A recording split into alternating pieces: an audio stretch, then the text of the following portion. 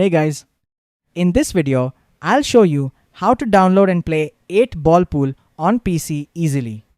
Let's get started.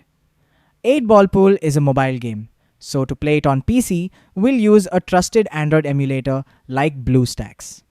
First, open your web browser, search for BlueStacks official website. Link is in the description. Download and install BlueStacks on your PC. After installation, open BlueStacks and search 8 Ball Pool. And down you see the search for Google Play. Click on it and sign in your Google Play. And this is the 8 Ball Pool. Click the install button at the front of 8 Ball Pool. Once installed, open 8 Ball Pool from the home screen. Log in and start playing on your PC. That's it.